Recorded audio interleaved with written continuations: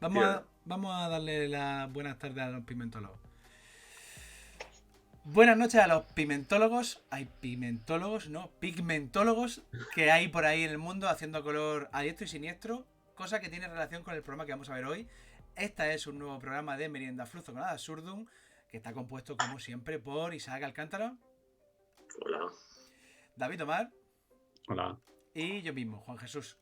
Hoy tenemos un programa que la verdad es que es fascinante. Todos los programas son fascinantes, pero hoy también es fascinante. Así que quizás no es tan fascinante. Bueno, ya lo veremos. Hoy tenemos con nosotros a dos grandes, a Néstor Márquez de Antigua Roma al Día, que ya vino al programa en su momento, y a Miguel Ángel Cajigal, el barroquista, que también vino al programa en su momento. Y bueno, pues hoy vienen, ya sabéis que en este programa hacemos como una especie de repaso al programa de El Condensador de Flujo de la semana, que en este caso ha sido Flujo Desastres. Pues hoy vienen ellos dos que han aparecido en el programa. Además, es su segunda aparición. Así que también es su última aparición, en lo que implica eso. Y tenemos un pequeño... Sabéis que a nosotros nos gusta generar caos. De ahí que nuestros inicios de programa sean tan absurdos a veces. Y bueno, pues hoy vamos a generar un poco de caos en este programa, porque en lugar de acoger, no sé si le habrá llegado ya, en lugar de acoger a uno y después a otro, que es lo que solemos hacer, ahí se puede ver, two people entered the waiting room. Vamos para allá. Tenemos ahí a Néstor Márquez y a Miguel Ángel Cajigal. Bueno, ¿Qué tal? ¿Cómo estáis? ¿qué tal? Y a la vez los dos, esto brujería ya, ¿no? ¿Has visto?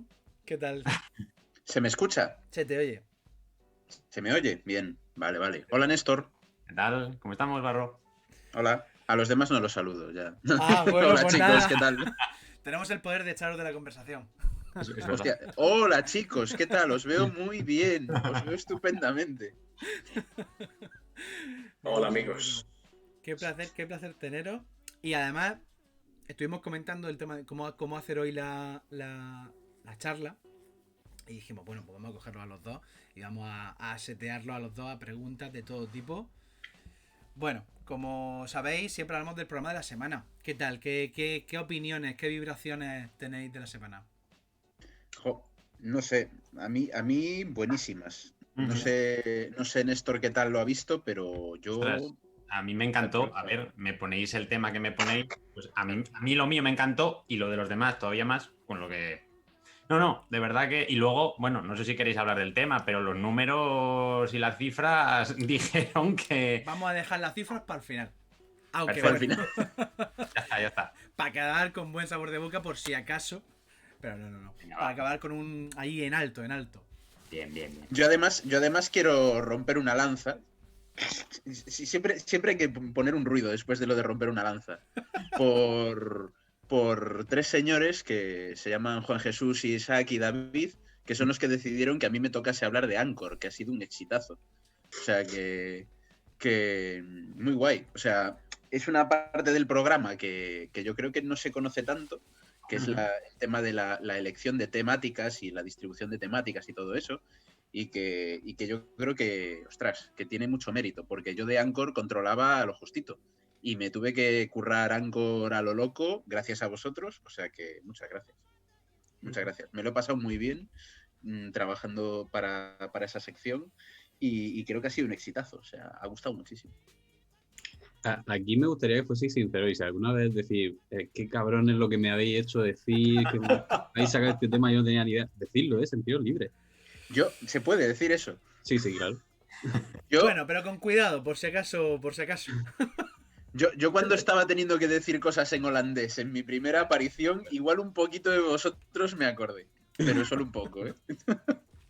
Yo solo he tenido, ahora que ya ha pasado casi toda la temporada, aunque quedan dos, pero yo solo tuve dos momentos así de hostis, de decir, menudo charco. Uno fue con los nombres holandeses, que luego estuvo muy guay porque retuiteó un embajador de Holanda la información nuestra de Fluzo y la sección de Fluzo hablando de los polder y de todo esto y del esto es Heldekkering y me dijo que bien, que la pronunciación muy bien.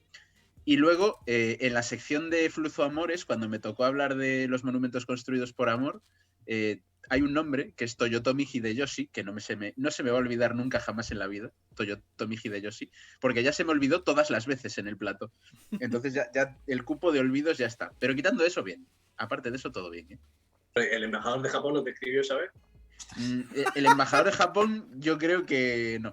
Yo creo que no quedó contento. No quedó igual de contento con la representación.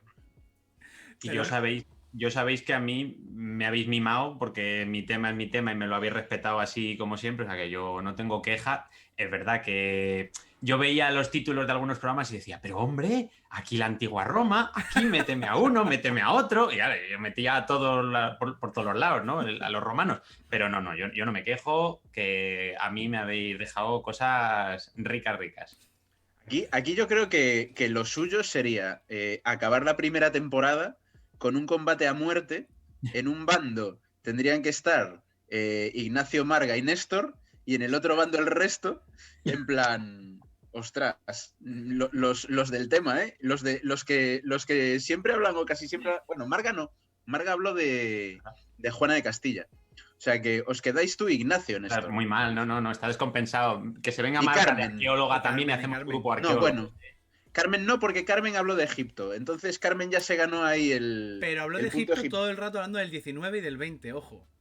Pues Carmen va vuestra, ¿eh? Carmen va en vuestro bando y hacemos ahí una guerra. Somos más, ¿eh? Yo no digo nada, somos más. Pero pelearemos fuertemente. En el chat precisamente Carmen dice que se las vio difíciles cuando tuvo que hablar de los Igbo y de las Igbo, que aquellos nombres también son un poco complicados. Y hay un debate interesante sobre cómo comer el kiwi, que a mí no me afecta porque no como kiwi, pero dice, parece ser que el mundo se divide entre gente que se come con cuchillo o con cuchara. Eso ya, Ajá. dejamos ese debate ahí. Os voy a ganar. Yo lo como con palillos. ¿Cómo? Ah. Ahí lo dejo. Pues ahora con tienes que palillos. hacer un vídeo y subirlo a Twitter demostrando cómo se hace eso. ¿Vosotros os acordáis de la escena de las 3 conchas de Demolition Man? Pues esto es igual. Comer el kiwi con palillos es como la escena de las 3 conchas de Demolition Man. Y hasta ahí puedo leer. Pues ahí lo dejamos. Muy bien. Oye, por entrar en harina, pero la respuesta puede ser libre, tiene por qué estar relacionada exactamente con los programas, con las secciones del programa. Qué desastre, qué gran evento desastroso. Os llama especialmente la atención a vosotros. Insisto en que, de hecho, bueno, si no está relacionado con lo que se habla en el programa, mejor. Porque del programa vamos a hablar, pero... Néstor, Ostras. pasa palabra. Hombre, como desastre, bueno, la destrucción de la civilización minoica con el Stromboli, Santorini y todo aquello, eso es algo espectacular también, ¿no? Porque tienes unos contextos de mediados del segundo milenio antes de Cristo que están, pues eso, intactos porque ha habido un cataclismo tremendo y eso es impagable, ¿no? Voy a hacer el cliché de decir es la Pompeya de los minoicos, ¿no? Perdón, es terrible decir ese tipo de cosas. Me quiero morir de haber dicho eso, pero necesitaba decirlo. Pero bueno, sí, minoicos, el desastre de los minoicos. Pues yo no voy a decir un desastre único, voy a decir un multidesastre, que es el siglo XVII en general. Ojo Ahí ahí. pillado desprevenido, ¿eh? Sí. Hay un libro que está por ahí en la estantería, no sé si se ve, voy a hacer este libro gordito, blanco, es un libro de Geoffrey Parker que se titula El siglo maldito y habla justo sobre catástrofes, problemas climáticos, sociales, quizás derivados de los climáticos, que tuvieron lugar en el siglo XVII. Y es una lectura muy interesante, un poco alternativa, de todo lo que fue, pues, desde las guerras de religión y todo esto, y de cómo muchos de esos conflictos quizás puede que se acentuasen, porque en el 17 hubo toda una serie de sucesión de desdichas, muchas de ellas naturales, erupciones además bastante cañeras en América, que se ha comprobado que afectaron también climáticamente a otros continentes. La pequeña glaciación se acentuó muchísimo más en el 17. hasta el punto de que el río Támesis en Londres bajaba congelado y la gente caminaba por encima del Támesis, que no está nada mal para lo que es el Támesis. Entonces voy a decir el siglo XVII como desastre. Así ya. Joder, Un desastre. me gusta eso de un siglo entero. ¿Por qué no?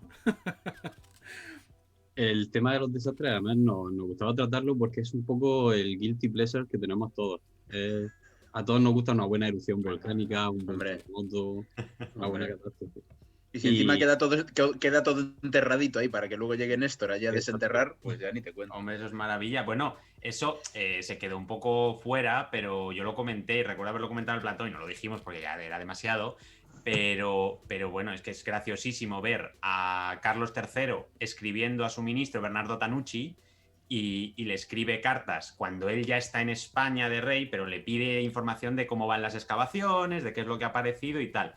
Y entonces, en un momento dado, Tanucci le está diciendo que las cosas están un poco paradas porque hay una pequeña erupción en el Vesubio, que fue precisamente en esa época, en el siglo XVIII, hubo una pequeña erupción, una cosa de nada, y entonces estaban un poco desconcertados todos, y Carlos III, el tío, en la carta que le escribe a Tanucci, contestaba diciendo, bueno, pues si aquello vuelve a petar y el Vesubio se traga otra vez toda la zona de Nápoles, pues más alegrías tendrán los que vengan después de encontrarlos a todos allí enterrados otra vez. O sea, sí, señor, con Era un ese optimista. espíritu regio de, bueno, como a mí no me pilla... Carlos III era un optimista nato. Era un tío optimista. Le vio el lado positivo a que volviera a petar el Vesubio y lo reventara a todos. Yo creo que el buen hombre pensaba, si yo con esta cara he llegado a donde he llegado, pues mira, ni tan mal. Ostras, Pues mira, vamos a empezar precisamente con Pompeya. Vamos a empezar hablando de Pompeya. Y uno de los temazos que nos llevó mucho debate haciendo el programa era precisamente la imagen esa que tenemos siempre de un volcán estallando con lava. Siempre nos imaginamos con lava. Pero claro, el Vesubio no, cuando entró en erupción en el año 79, no expulsó lava. Cero lava. Claro, es que nosotros efectivamente lo que nos imaginamos es el típico volcán de lava, pero que eso en realidad, a ver, obviamente, entendedme cuando digo que es más tranquilo, porque la lava va despacito, te puedes ir, puedes evacuar, bueno, te destruye la casa, pero tú te vas y no pasa nada. Pero claro, una erupción pliniana es otra cosa totalmente distinta. Y efectivamente, cuando estábamos allí, yo os decía, no, pero lava no, que aquí que no caiga nada, esto todo para arriba, porque al final la erupción pliniana es una erupción explosiva, que de hecho, hasta que en el siglo XIX no entró en erupción el volcán Krakatoa, no se creía la gente la descripción de Plinio. O sea, era como muy exagerada. Todo el mundo lo que decían hasta ese momento es que, bueno, pues que Plinio estaba exagerando, que era imposible. Entonces, claro, porque no habían visto otra erupción pliniana, precisamente, que lleva el nombre. Yo quiero pensar, y me vais a perdonar la interrupción aquí, quiero pensar que es por Plinio el Viejo y no por Plinio el Joven. Me da como más calor interno el decir que fue por el naturalista que murió intentando ver qué estaba pasando, intentando ayudar a la gente, que no por el sobrino que estaba en la villa tan tranquilo, sin hacer nada, y que luego se lo contó a Tácito un montón de años después. O sea, que yo prefiero pensar que es por Plinio el Viejo. Pero Plinio el majo. sí. El majo de los dos, porque Plinio luego... el majo. Madre mía, que Plinio el Joven tiene telita. Las cartas que se mandaba con Trajano, eso es otro tema, pero madre mía. La cosa... dio nombre a un tipo de erupción que, por cierto, no sé si lo sabes, pero ya las últimas clasificaciones que hay ya consideran la krakatoana distinta de la pliniana. ¡Ostras! Ya hay matices. Ay, nos han fastidiado. Madre mía. Nos han fastidiado. Ostras, no tenía ni idea. Pensé que la de Krakatoa era explosiva. Bueno, sí, erupciones explosivas eran todas, pero claro, que haya diferencias. Qué curioso, no tenía ni idea. Sí, ya se está planteando. Qué bueno. Pues eso, el caso es ese. Columna de humo, más de 15 kilómetros. Hay gente que llega a decir 20, 30 kilómetros, una verdadera burrada. Y al final eso lo que ocurre es que cuando se va condensando todo en la parte superior de la nube, pues empieza a caer, ¿no? Y cae piedra pómez, que es muy, muy ligerita y que no pasa nada, pero que es lo que se va acumulando y que hace 2-3 metros de altura y es espectacular estar en algunos de los yacimientos. En Pompeya no se ve mucho, la verdad, porque las zonas de excavación están cerradas. pero en otros yacimientos como Plontis sí se ve muy bien toda la estratigrafía de la erupción, que es espectacular verlo, porque ves pues primero la piedra pómez blanquita y que si haces así la tocas se desintegra, ¿no? Y luego ya ves las oleadas de flujo piroclástico que son mucho más compactas, más negras. Es una cosa espectacular verlo. Está súper analizado y es interesantísimo. Pero al final, bueno, pues eso, es otro tipo de erupción diferente. No hay lava. Que de hecho yo creo que lo de la lava, hay mucha gente que lo piensa porque como ven los cuerpos, los moldes de yeso, yo muchas veces me he encontrado a gente con el error de es que están petrificados. Entonces es como que les ha venido la lava por encima y les ha dejado esa forma. Entonces mucha gente que se cree que es eso, cuando en realidad no se dan cuenta que simplemente es un negativo que ha quedado de cuando el cuerpo se ha descompuesto y los arqueólogos metiéndole escayola pues le han sacado un positivo. O sea, eso es muy interesante porque hasta en viajes que he hecho yo por allí me lo he encontrado, ¿no? De gente que decía, ay, vamos a ver a los petrificados. Pues no. Oye, y ahora que hablas de las excavaciones, o bueno, de esos diferentes estratos, ¿se sabe, se ha calculado, o lo que sea, porque la verdad que no estoy muy informado, cuánto queda ahí de trabajo? ¿Cuánto queda por excavar? Sí, bueno, a ver, ¿cuántos años para dentro de estaremos todos muertos y seguirá eso en excavación? Pero en porcentajes, en Pompeya, por ejemplo, está excavado un 75% de la ciudad, más o menos. Entonces, a Pompeya le queda poquito porque al final era mucho más sencillo de excavar que Herculano, que Pompeya tenía 3, 5 metros de profundidad de escombro volcánico. Herculano está a 26 metros, entonces es mucho más complicado. Y cuando ya se pusieron a excavar en vez de por túneles a cielo abierto, pues Herculano era inviable, ¿no? Hasta el siglo XIX-XX no se hizo a cielo abierto la parte que es un 25%. En Herculano, lo que está al aire libre es un 25%, pero eso engaña porque en realidad en época borbónica, ya después de Carlos III, de hecho, con su hijo Ferdinando IV, hay muchos túneles y exploraciones de túneles a los que ni siquiera hoy se ha vuelto a entrar, es decir, no sabemos hasta dónde se ha llegado, especialmente, por ejemplo, en la zona del Foro de Herculano. Ahí hay túneles, lo sabemos que en esa época se llegó, porque en el Museo de Nápoles hay estatuas del Foro de Herculano, que es algo espectacular, los bronces del Foro. Pero no sabemos hasta dónde llegaron, porque muchas veces se derrumbaban los túneles o los volvían a rellenar.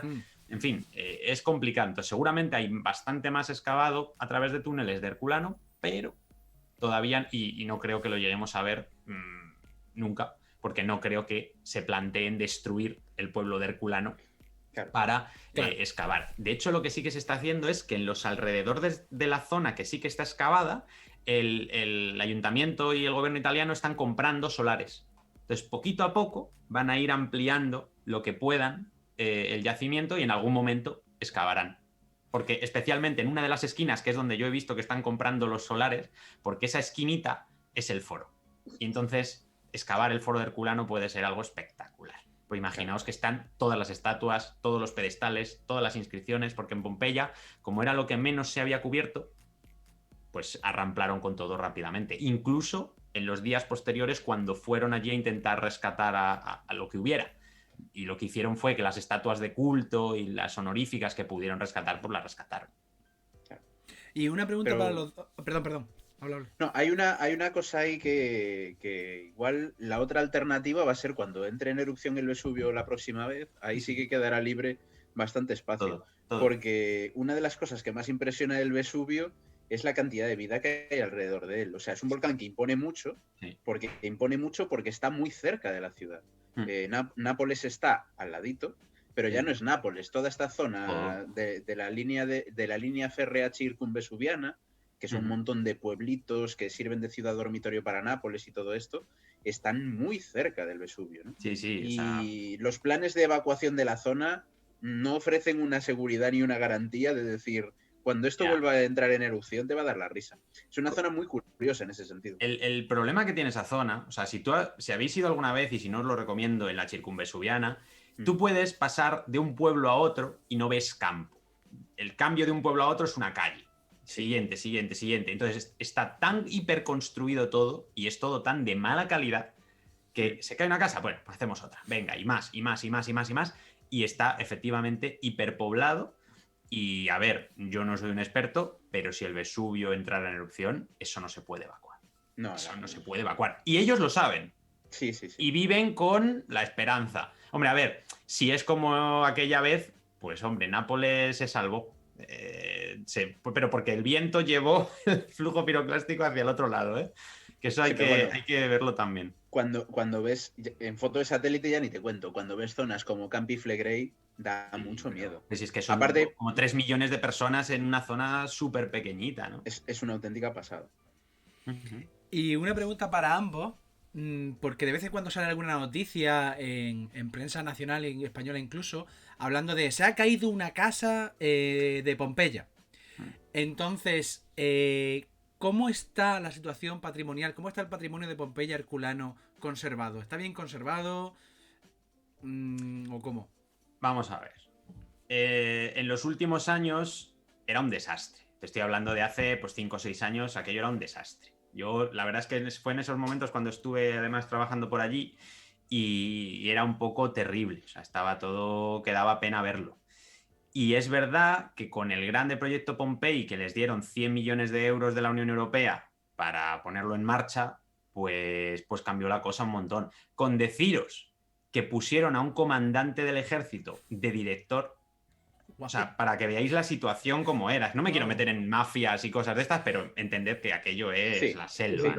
¿no? Es un poco ese rollo. Es eso. Es un poco ese rollo. O sea, es una zona de Italia que además yo tengo muy buenos amigos en esa zona. Es una zona de Italia compleja. Quien haya visto la película, la serie Gomorra, la serie Gomorra está rodada enfrente prácticamente, en Casal di Principe, que son zonas donde no entra ni el ejército. La línea de metro que acaba en esa dirección, que te lleva al centro de Nápoles, la estación de metro está en el aire, es construida sobre pilotes y es una caja de cristal para asegurarse de poder vigilarla desde fuera, para no tener que entrar dentro. O sea, ese es el nivel de la zona en la que está Pompeya. Y cuando vas a Pompeya, notas un ambiente enrarecido en el aire. O sea, los turistas de determinados países a lo mejor no lo notan mucho, pero se nota que ahí hay cosas curiosas. Y depende de dónde te metas en Nápoles, sin salir de la ciudad, que no hace falta. O sea, es que depende de por dónde te metas y en el pleno centro, ¿eh? Como te metas por una callecita, a lo mejor no sales. O sea... Yo reconozco que Nápoles es una ciudad que me encanta y Campania me encanta, pero tiene ese punto. No solo es Pompeya, ¿no? Por ejemplo, en Campania está uno de los palacios barrocos más importantes de Europa, que es la Arella de Caserta, que Caserta es un palacio de estilo borbónico, muy tipo Versalles o tipo Aranjuez, ¿no? Con unos jardines larguísimos. Y yo recuerdo que se hizo una obra espectacular delante de la Arella de Caserta para que los turistas tuviesen una plataforma de bajada del autobús subterránea, vallada, separada por vallas del resto del pueblo, para que los turistas ya no entrasen en Caserta ciudad, sino que fuesen directos al palacio y saliesen del palacio y se subiesen al autobús. Y no tuviesen ya contacto con nada más. Ahí me encontré yo una ironía preciosa cuando fui a Caserta en tren, porque me encontré en la estación del tren una máquina de pinball de Los Soprano, que me pareció un sentido del humor finísimo encontrar un pinball de Los Soprano en la estación del tren de Caserta. Pero es una zona con muchos problemas. Aún así, yo también diría una cosa, y es que quien no haya estado en Pompeya, yo creo que no se hace idea, a ver si a Néstor está de acuerdo, que es una ciudad. Es decir, no es en plan... En el yacimiento de X lugar, que son 2 hectáreas al aire libre y ya, se ha caído un muro de una casa. No, es que Pompeya es una puñetera ciudad. O sea, cuando te pasas allí el día, calle tras calle, avenida tras avenida, y no dejas de ver casas, es cierto que en la época esta de vacas flacas y de menos dinero, lo raro es que no se cayesen más cosas. O sea, yo lo que pensaba cuando salía la noticia de que se había caído una casa en Pompeya, yo pensaba, raro me parece que no se caiga una cada semana, porque sabiendo lo que hay y cómo se estaba gestionando, pues tampoco me sorprendía mucho. A ver, hay zonas de Pompeya que yo creo que ya se dan por perdidas, porque han perdido toda la policromía y ahora con los últimos descubrimientos hay mucha gente que está diciendo, ostras, ¿y por qué el resto de la ciudad no está así? Bueno, estaba, cuando lo encontraron estaba, lo que pasa que ya me dirás tú que a finales del siglo XVIII, ¿qué sabían ellos de conservación y restauración arqueológica? Entonces, hay muchas zonas de Pompeya, especialmente las excavadas de antiguo, que no están a la vista del público muchas veces, y yo tengo que decir que yo cuando he entrado por todas partes ves cosas que te dan ganas de llorar de cómo está, pero bueno, por otra parte se están concentrando ahora los esfuerzos en, bueno, pues una buena parte de la ciudad dejarla bastante bien. Te podrá gustar más, te podrá gustar menos, te podrá gustar más, pues como en Ostia Antica. En Ostia Antica parece que eres un viajero del Gran Tour del siglo XIX, porque está todo lleno de zarzas. Para ir a mi mitreo favorito, que es el de las 7 sillas, tienes que pasar por un avispero enorme y tienes que hacer un acto de fe, invocar a Mitra y decir yo paso, me da igual todo. Indiana Jones, solo el que tenga fe y Es salte así. desde la cabeza del león podrá encontrar el mitreo. Bueno, pero hay gente que seguro que le gusta más eso. Entonces, eso Pompeya está dejando de serlo, en principio por suerte. Pero es verdad que hay zonas ya que a lo mejor están demasiado artificiales, vamos a decir, porque hay pasarelas para sillas de ruedas, que yo lo entiendo, que es la accesibilidad que es súper importante, pero los crepidines de los pasos de peatones de estos con las piedras tienen mallas entre las piedras para que pueda cruzar una silla de ruedas. Las aceras de Pompeya las han rehecho todas nuevas. No destacan demasiado, no desentonan, pero ya no es lo mismo. Pero bueno, dentro de lo malo en ese sentido, a mí, personalmente, que no se nos caiga un muro de una casa cada semana, me alegra, ¿no? Y yo creo que la fase que han tenido con Massimo Sana como director, pues ha sido muy buena. Ahora ya le han subido al ministerio y nos viene un alemán. A ver qué pasa. Cuando meten extranjeros en las direcciones, cuidado, ¿eh? Como hicieron en Uffizi, en Florencia. Yo ahí hay una cosa, no sé qué piensa Néstor, que conoce mucho más Pompeya que yo, pero yo tengo la sensación de que se ha hecho en Pompeya, Herculano, en el entorno vesuviano, desde el punto de vista arqueológico, algo que yo también vi en Creta, con el tema de los palacios minoicos, que es un poco sacrificar Pompeya en el altar del turismo, ¿no? De decir, vale, vamos a disneylandizar un poco Pompeya, que ya no le podemos sacar mucho más de lo que le hemos sacado, o sea que es raro que vayamos a encontrar aquí una cosa que nos vaya a poner todo patas arriba, y vamos a reservarnos Herculano para los profesionales, ¿no? En plan, en Herculano que venga mucho menos turismo, que venga turismo ya mucho más a tiro hecho, y vamos a operar ahí de una manera mucho más espaciada, ¿no? Trabajar como de manera más estricta. Porque a mí eso me pasó mucho en Creta. En Creta tú tienes el Palacio de Cnosos, que es para el turismo, y luego tienes los otros palacios minoicos, tipo Festos, Malia, que son palacios donde ves que hay campañas arqueológicas sistemáticas, van con más calma. No sé, pero fue un poco la percepción que a mí me dio la sensación, ¿no? Mientras los turistas se divierten en Pompeya, nosotros vamos trabajando por otras zonas del contorno. No lo veo tan exagerado como puede ser, por ejemplo, Nosos, que es sin castillos, o sea, eso es desastroso. Pero sí que es verdad que lo que se está haciendo es restaurarlo, pero lo están haciendo bastante bien. Por ejemplo, la casa de los Betty, que es una casa que llevaba cerrada un montón de años, están restaurándola y hasta ahora puedes entrar en el atrio y en una de las habitaciones y lo han dejado espectacular. Es verdad que eso, que sí que está más pues musealizado el propio yacimiento, no está tan libre y abierto. Y sí que es verdad que ahora, especialmente ahora con el tema de la pandemia, está muy guiado el tema, ¿eh? Puedes hacer un recorrido por ciertos lugares de Pompeya y al menos cuando estuve yo en septiembre era un poco así. Supongo que hasta que no se normalice la situación se mantendrá esa idea. Pero es verdad que, por ejemplo, lo que a mí me pasa es que Herculano está un poco por detrás de Pompeya en cuanto a esa fase de restauraciones, pero está llegando. O sea, yo creo que está llegando también. Llegará. Entonces la cuestión... Sí, porque ahora, por ejemplo, la Casa del Bicentenario, que la acaban de restaurar y está al estilo de lo que se está haciendo en Pompeya. Sí, y yo creo que hay un siguiente nivel. Está Pompeya para todos los turistas, está Herculano para los más interesados, y luego ya tienes Oplontis, que va 4 gatos, y las villas de Estavia, Villa San Marco y Villa Ariadna, que por no ir gente que ni cobran entrada, la entrada es gratuita en esas 2 villas y son espectaculares, o sea, es para morirse allí, porque además es que ves una villa tal cual, una villa romana completa, perfecta, es alucinante. Y lo bueno es que normalmente las ves tú solo, entonces eso ya sí que es especializado, porque ahí sí que no vas tú solo, porque te roban nada más salir. nada más salir de la circunvesuviana, adiós. Porque está en una zona que es como un monte, está entre huertas. A mí me encanta porque ves mucha gente cocinando en el borde de la carretera castañas y pollos y cosas así, que es como todo muy, muy de la zona y es súper bonito. Pero claro, los turistas no van, lógicamente. Esto en realidad hila un poco con lo que os queríamos preguntar también, porque habéis mencionado las particularidades que tiene Pompeya y Herculano a nivel museístico y de acceso para turistas y tal, porque son lugares muy particulares. Entonces os queríamos preguntar, especialmente a ti, Néstor, ¿cuáles son las particularidades que tiene estar, sobre todo a nivel de metodología arqueológica y de excavar en un yacimiento como puede ser Herculano o Pompeya, que imagino que no es un yacimiento cualquiera, tendrá sus peculiaridades de tener ese nivel de alzados también conservados, esa infraestructura tan... No sé, si hay alguna particularidad, alguna peculiaridad respecto a yacimientos más ordinarios.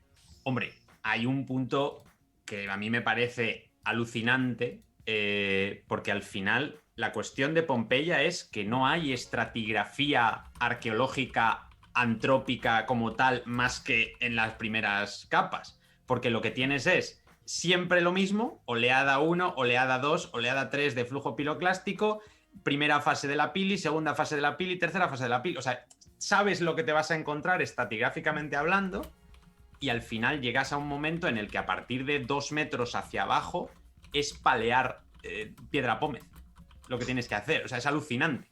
Porque no es tierra, no es estrato. Hay partes que están muy duras. Os tengo que decir que picar eso es alucinante porque está como una piedra, ¿no? Está fosilizado prácticamente. Pero es cierto que en Pompeya, en Herculano no, en Herculano eso es cemento.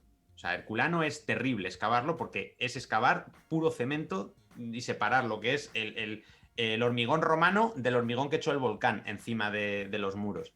Pero eso, en Pompeya, pues simplemente es con el paletín ir quitando piedra pómez y de repente te sale un candelabro, de repente te sale una olla de bronce, si tienes suerte de repente te sale una joya de oro. Bueno, es impresionante, ¿no? O sea, y ya lo hemos visto últimamente en los hallazgos que se están haciendo, que aparecen cosas que alucinas de la calidad que tienen. Y es Ahí verdad... vamos. Efectivamente, si nos quiere ampliar un poco el tema de los últimos hallazgos, la verdad que sería interesante porque es una cosa que suele quedar un poco de fondo en redes y la gente no se suele enterar. Sí. Pues es que últimamente, claro, viene de lo que hemos estado comentando, ¿no? Con Massimo Sana, con el grande proyecto Pompei, con toda esta idea, lo que se ha hecho especialmente en una zona, o casi en exclusiva en una zona que es la Regio Quinta. Pues Pompeya se dividió arbitrariamente en barrios y uno de los barrios, pues el barrio quinto, pues este. Y es una zona que está prácticamente sin excavar, pero que precisamente por eso, como los taludes de tierra y de escombro volcánico están sin tocar desde hace mucho tiempo, pues estaba cada vez degradando más toda la zona del borde, ¿no? Porque lo que se hacía mucho antes era excavar una calle y las fachadas de las casas, y entonces ahí se quedaban y ya si les apetecía entraban en una casa o no. Pero bueno, que estaba la cosa un poco mal y lo que han hecho ha sido consolidar todo el talud que rodea la ínsula, la zona del barrio, ¿no? El Vicus. Y además, ya que se han puesto, pues han tirado un poquito hacia atrás los taludes en algunas zonas para, hombre, y esto está claro, para sacarle rédito al yacimiento y decir, mira, hemos encontrado esto nuevo y esto nuevo. Y yo creo que en un futuro lo que harán será que estas nuevas zonas, un poco al estilo de lo que hay en el parque arqueológico del Coliseo en Roma, será que tú puedes entrar en Pompeya y si pagas un extra puedes entrar a los lugares especiales. Es decir, que estas nuevas excavaciones, para que precisamente vaya menos gente y no se lo carguen, serán con unas visitas más restringidas. Creo yo, a lo mejor no, pero creo que irá por ahí. Entonces, ¿qué pasa? Pues que han aparecido la llamada Casa de Júpiter, o Casa con Jardín, que tiene unos mosaicos espectaculares, un mosaico de Orfeo, del mito de Orfeo ascendiendo a los cielos, que es único, no se tenía paralelos de un mosaico como ese. Bueno, han aparecido materiales todos los que queráis, lógicamente. Apareció en esa casa, que parece que la estaban reformando, el famoso grafito de carboncillo que se supone que está fechado el 17 de octubre del año 79 y que entronca un poco con esta idea de que la fecha de la erupción no es el 24 de agosto, sino realmente parece que es el 24 de octubre porque todos los datos apuntan hacia eso, y esto es, bueno, un elemento más, ¿no? Ha aparecido también una calle que le han llamado el Vícolo de los Balcones, el Callejón de los Balcones. Está impresionante porque empezaron a bajar y se encontraron conservados todas las segundas alturas de las casas con sus balcones, y en los balcones apiladas ánforas. Era algo precioso, espectacular ver salir las bocas de las ánforas. Era genial. Que no es algo que sea único de esa calle, que las tendrían todas. Lo que pasa es que, claro, no se han conservado después de excavarlos. Y entonces es curioso porque según avanzas esta calle, a mitad de la calle deja de haber losas en el pavimento. Y es porque estaban remodelando la calle. Y ves las losas puestas a los lados en las aceras, y resulta que justo allí está la casa de uno de los que se presentaban a magistrado. Y entonces la hipótesis o la idea es que quizá este señor esté pagando a sus vecinos justo en ese momento que se está presentando a las elecciones, les está pagando la calle. Te iba nueva. a decir que precisamente habría elecciones a alcalde probablemente, que es lo que además aquí claro. en Murcia es lo típico. Claro, Pompeya estaba en plena campaña, ¿no? Sí. Finales de año, para la elección de principios de año, justo ya para enero. Y entonces, bueno, pues el momento era perfecto, porque además es eso, se han encontrado un montón de pintadas electorales en las calles, por los muros, por todas partes, ¿no? Y va un poco por esa línea. Y lo último que han encontrado es pues una pequeña placita, que es una cosa un poco más rara, que se abre un poquito la calle, tiene una fuente, tiene un depósito de agua y tiene a los lados de la calle dos bares, tiendas, bares, lo que se llama un thermopolium o thermopolia en plural, que ya sabéis que es un término que no es romano, que es un término historiográfico, que ellos lo llamarían seguramente caupona, popina, una de esas dos sería lo más ideal, y que básicamente son bares en los que va la gente, se toma algo a mediodía, literalmente a la mediodía, a la hora sexta era el momento de tomar algo y echarse una siestecita si uno quiere, pues ya sabéis que sexta, la siesta nuestra viene de que se hacía al mediodía, a la hora sexta. Y uno de ellos es una cosa espectacular, porque es uno de los primeros Thermopolia que se excava totalmente con método arqueológico científico, en los que los paleobotánicos han podido estudiar las semillas que se han encontrado, todos los huesos, todos los restos, y es impresionante. Entonces tiene una barra de bar con una decoración de una nereida montada sobre un hipocampo, tiene otra imagen que es preciosa, que representa el propio bar, y es que ves una barra con unas ánforas apoyadas, y es que apareció así, aparecieron las ánforas apoyadas delante del mostrador, o sea que es que te está mostrando la realidad, es una maravilla. Y luego tienes unos gansos muertos, un gallo y el perro que está allí, el perro suponemos del dueño, que está allí esperando pacientemente a su amo. La verdad es que es un hallazgo espectacular, es muy muy bonito verlo. Y claro, hay que pensar que Pompeya tenía unos 200 bares como este, y que de momento se han encontrado, creo que son unos 160, 170 me parece, y que muchos serían así. Lo que pasa es que eso, los hemos perdido porque no se haya conservado después de haberse excavado, ¿no? 200 bares para 20.000 personas aproximadamente, está bien, ¿no? Bien, Es un buen ratio, es un buen está ratio. bien, ¿no? Es un buen ratio. Y además es que está genial verlo porque se acumulan en las calles principales, donde hay tiendas, donde hay comercios, donde hay tal, ahí tienes los bares. Cuando ves unas zonas un poquito más residenciales de Pompeya, esas están vacías, esas solo son para vivir, y luego tú te vas, pues como ahora, ¿no? Te vas a las calles, a las calles principales, a los bares, a las tiendas, al comercio, la calle, especialmente la Vía de la Abundancia que le llaman, ¿no? Que es como la más rica de Pompeya. Pues está hasta arriba de bares de este estilo, y bueno, pues este nuevo, cuando nos lo dejen ver, será espectacular, porque es verdad que ya se pueden ver algunas cositas. Hay una vía que es la vía que va hacia el Vesubio, hacia la puerta del Vesubio, en la que se ha excavado un trocito, un par de habitaciones de una casa que le han llamado la Casa de Leda y el Cisne, porque está el cuadrito pintado del mito de Leda y el cisne, y esa se ve desde la calle un poco. pero todo lo demás está como más hacia adentro, más metido y lógicamente hasta que no nos lo enseñen, pues estaremos aquí viéndolo a través de internet, que por lo menos algo que nos lo enseñen ya es mucho, ¿eh? Que en otras épocas lo mismo no se habría mostrado nada y se acabó. Claro. Podríamos dedicar todo el programa a hablar de Pompeya, ¿eh? Sí, sí, sí. Pero sí, vamos a abrir otra línea de debate y aquí ya invito al barriguista que nos comente. Y es que si te fijas, no sé si tú has hecho ese ejercicio, pero si tú juntas todas las obras pictóricas que hacen referencia a Pompeya, a la erupción del volcán, siempre, o sea, la línea temporal va de 1790 a 1830. Y claro, eso casualidad no puede ser. Y no sé si guarda más relación con lo reciente que estaban los hallazgos o con lo que es la pintura romántica y esa fascinación por los desastres, por el caos. Ostras, qué interesante. Es cierto que los hallazgos estaban recientes, hay un revival muy fuerte de lo romano en esas décadas, ¿no? Y también, no solo es la fascinación por los desastres que tiene ese punto, ¿no? Se empieza probablemente a sembrar el sentimiento romántico, ¿no? Ese sentimiento de la pérdida, de esos mundos desaparecidos, de ese mundo pasado que desapareció, y todo eso tiraba mucho. A mí, por ejemplo, me encantan en el 18, ya desde mediados del 18, los típicos cuadros de vistas de ruinas, ¿no?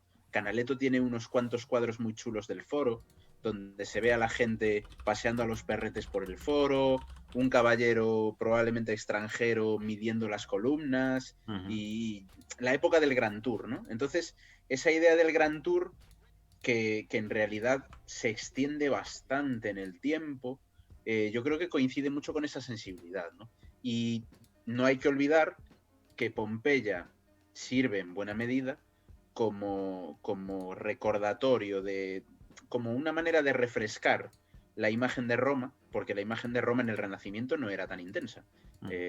Siempre estudiamos que el Renacimiento es una vuelta al mundo clásico y tal, pero en el Renacimiento no conocían el mundo clásico tan bien como pensamos. Empiezan a conocer el mundo clásico bien, mínimamente bien, a partir sobre todo de Pompeya, y a partir de que los descubrimientos en Pompeya y en otros lugares de Italia empiezan a espolear también la excavación y la recuperación del mundo clásico. Es decir, no es casualidad que Lord Elgin se vaya a Atenas cuando se va, sino ya alguien se habría llevado aquello de allí. Pero llega en el momento que llega, porque es un momento en el que el Estado liberal está utilizando como modelo la idea que hemos comprado, además en pack, y que si preguntamos por la calle la gente se lo cree a pies juntillas, de que el mundo clásico es la raíz de nuestra cultura a todos los niveles, ¿no? Y de que la democracia es un invento ateniense y todas estas cosas que son clichés, porque la democracia ateniense tenía de democrático el nombre, o sea, de democrático para nuestro concepto tenía el nombre y poquito más. Y con Roma pasa un poco lo mismo, ¿no? Es decir, pues el Código Civil, la estructura legislativa, todos esos elementos van a servir en buena medida para que los estados modernos se intenten mirar en el espejo de Roma y Grecia, ¿no? Algunas cosas Grecia, otras cosas Roma, una especie de pack intermedio que no acabas de saber muy bien cuál es cuál, y que lleva un poco a esas típicas confusiones, ¿no? Que son muy clásicas, ¿no? De que para mucha gente que no está especialmente formada en historia o en arte, se fusiona Grecia y Roma sin solución de continuidad, se fusionan diferentes culturas griegas entre sí, que es una cosa interesante, ¿no?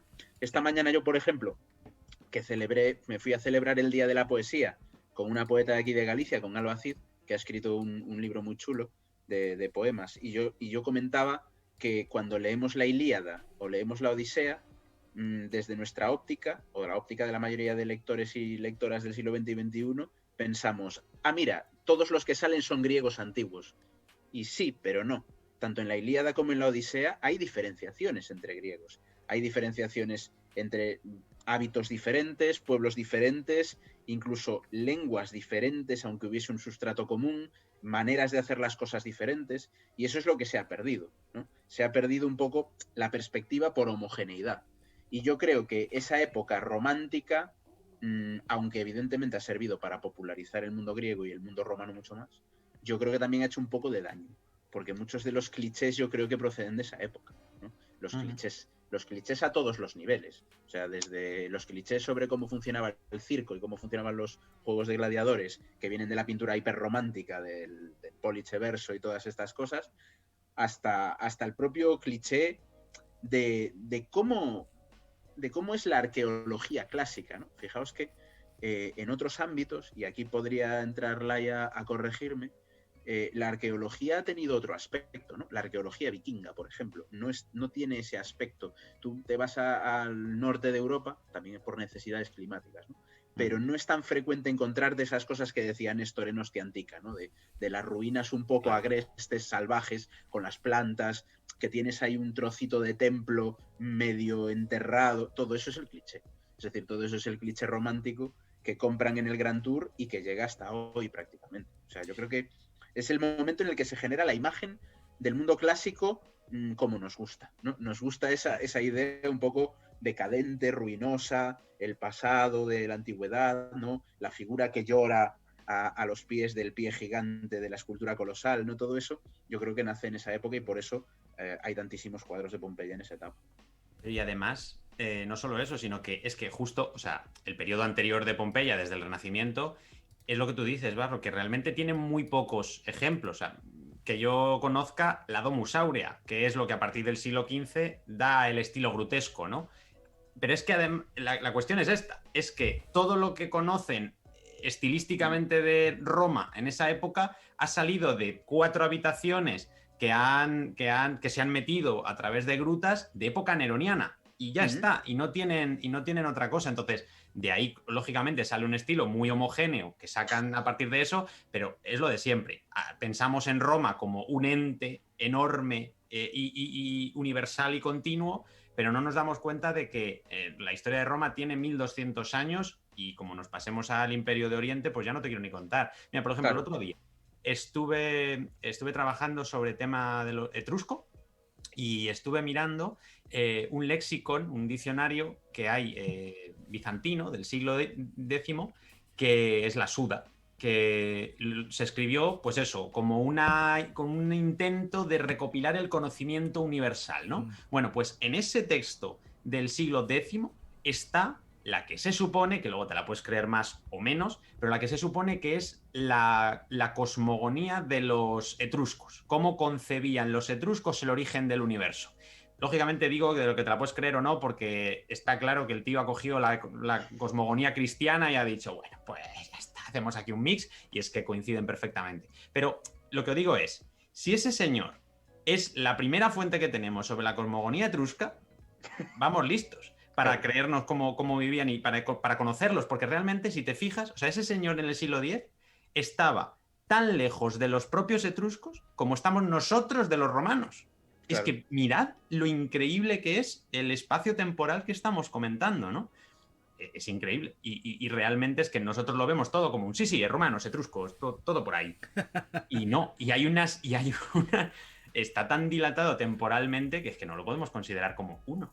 Y se genera una cosa que es muy curiosa. Yo lo veo cuando se estudia el Renacimiento. Yo creo que el Renacimiento es un movimiento que en general se estudia mal. Y se percibe mal, ¿no? Porque, claro, Renacimiento, la recuperación del mundo clásico. Vale, pero ¿qué mundo clásico? Si, con perdón, no tenían ni puñetera idea de cómo era el mundo clásico. Por ejemplo, la ópera. La ópera, cuando nace, a principios del 17, finales del 16, principios del 17, ellos estaban convencidos de que estaban recuperando la música que los romanos cantaban en los teatros y odeones, que es como, no tienes ni idea, estás especulando. Hay casos muy divertidos. Lo que decía ahora Néstor de la Domus Aurea y los grutescos es súper importante y súper interesante. Es que se bajaban a la Domus Aurea, como quien dice, o sin quien dice, agarrados a una cuerda y con una linterna, o sea, con una linterna de la época, y veían cosas en las paredes, flipaban, tomaban notas, ni se sabe cómo, porque se agarrarían a la cuerda con los dientes para dibujar, y con eso se flipaban, se venían arriba y hacían la decoración de una pared para el Papa.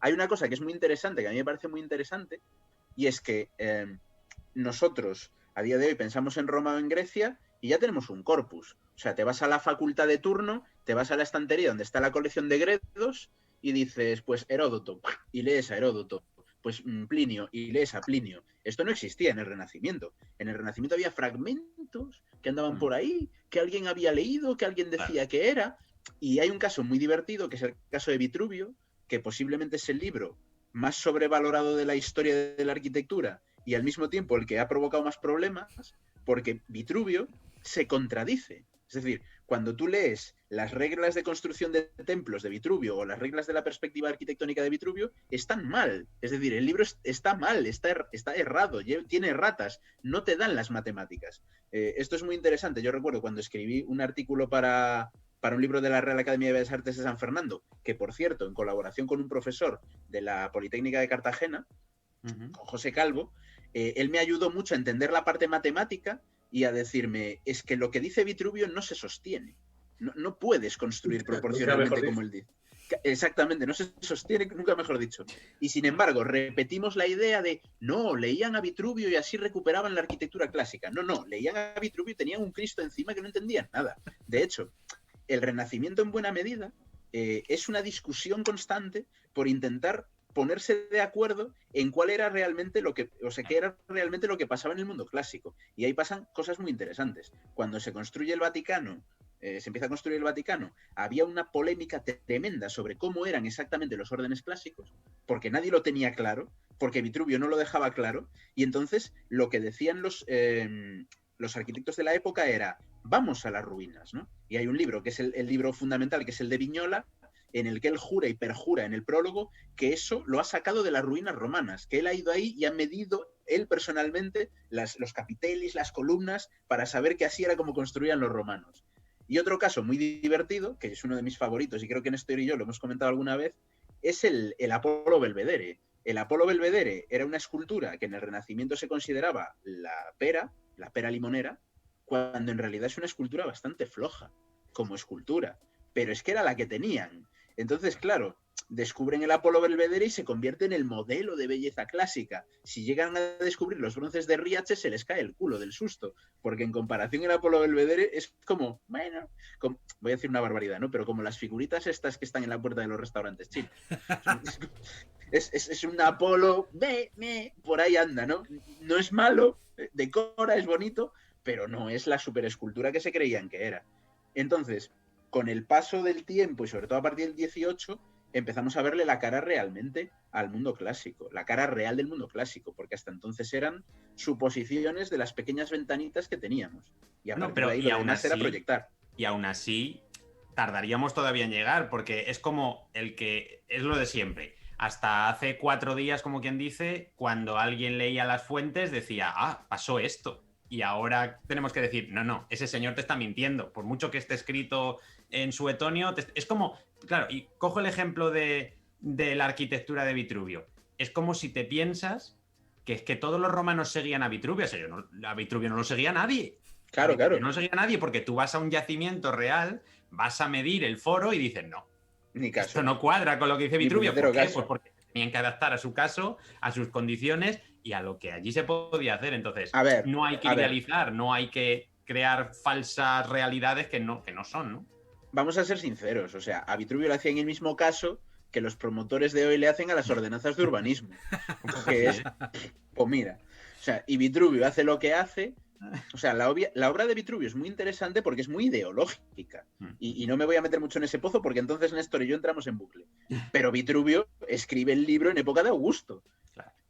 Todo lo que se escribe en época de Augusto desconfía, porque es que tiene más ideología que el pimiento. O sea, es una cosa tremenda. Vitruvio se está montando una película que es la arquitectura debería ser así. Debería ser así y no le salen ni las matemáticas. Pero bueno, él más o menos te ronda las cosas y te mete ahí una especie casi de Turmix, te mete todo en la Thermomix, de sí, orienta el foro hacia allá. Y que me encanta, hay cosas del libro de Vitruvio que son maravillosas y que te dices, no me imagino yo a los constructores romanos haciendo estas cosas que dice Vitruvio que hay que hacer, sinceramente. Pero bueno, si él lo dice, y al final es eso. Con el paso del tiempo es como...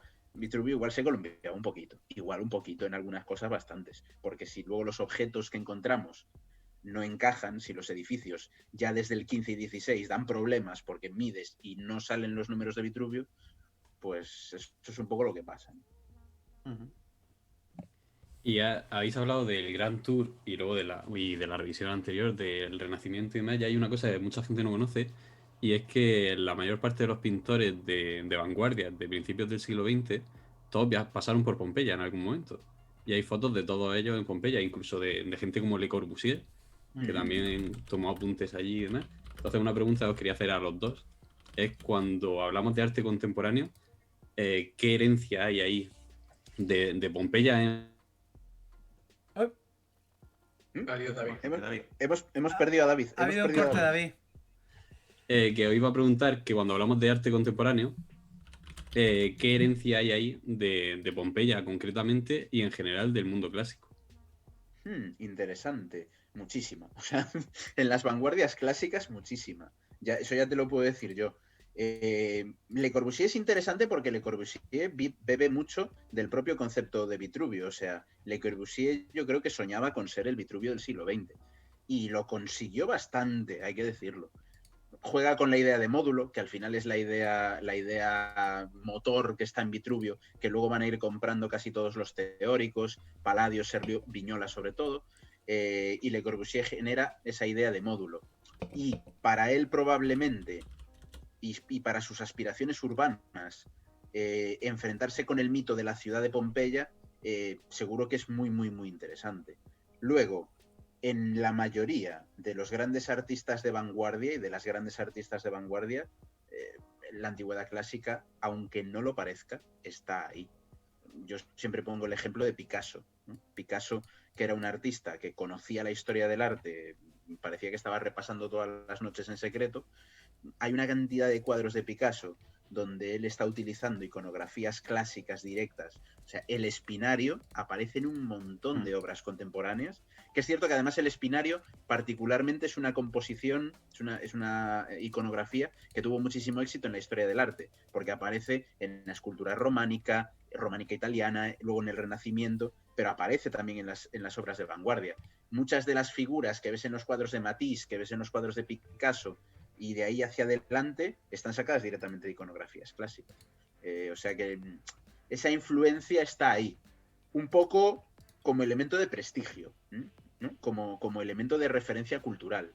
Al final es poner un sustratillo, ¿no? Como igual que si nosotros hoy vemos una serie en Netflix y hacen una referencia cultural a, claro, que sea The Wire o a Star Wars, es como, mira, eso es una referencia cultural interesante. Y en el arte siempre se trabaja con referencias culturales previas, ¿no? Casi nunca se parte de cero.